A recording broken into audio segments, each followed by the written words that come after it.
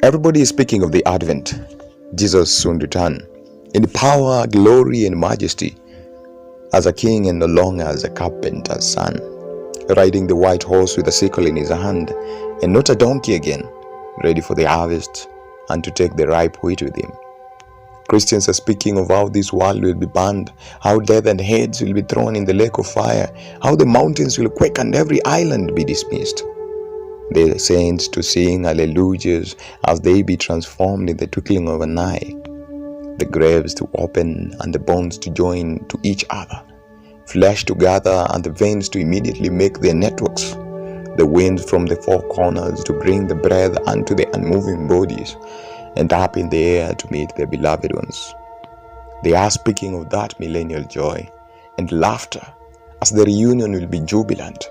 Some are training their vocals now on how they will sing the song of Moses and of the Lamb as they walk the streets paved with gold and march through the pathway made of glass, as they sit on the laps of King Jesus and having that promised supper with Elijah, questioning Rahab of how she made it, as Samson explains of how his hair was the source of his strength, and Jesus himself will be unfolding the whole plan of salvation. This gospel is awesome, sweet to the ears, delicious in the mouth, as they read it in Revelation and Jeremiah. But we all fail in one thing. We have taken the prophecies for granted.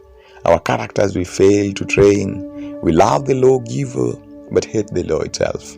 We love the gifts, but hate the profits of its purchase. We want everything to be done for us, as we joyride in Christianity. We are more of churchgoers than true Christians at heart. We love to be called by His name, but inside we hate every word that He instructs us. We change His laws and command, inventing our own standards and merit, framing that He did it while on earth. And at the end of the day, we brand ourselves Christian. I think that's why the book of John, it was given to Him, it was bitter in the belly. If Jesus was here, I think no one would like Him. The Jews proved this when to the cross they took Him. He was against their teaching. They were afraid of losing congregation, and the simplest way was to do away with the truth, which they nakedly did by hanging it on the cross. Worse they did when they blackmailed His mission.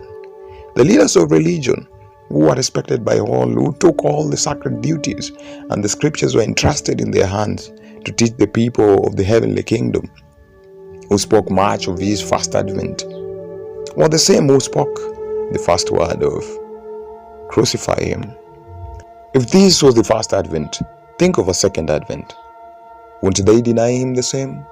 They have been working miracles using His name, getting their daily bread through sharing His promises, dressing well to the evangelical meeting and breathing words to every unbeliever. Will the tables turn this time round? Only to find Simon of Cyrene carrying the cross for Jesus because all the disciples fled away. Denomination does not mean salvation. Neither does religion mean a ticket to heaven, when He will come from the clouds with thousands and 10,000s. The imprints of the truth in the character will be the one to say, Amen, come our Redeemer. Because faith comes by hearing, and hearing the words of God. And happy are ye if you do according to the word.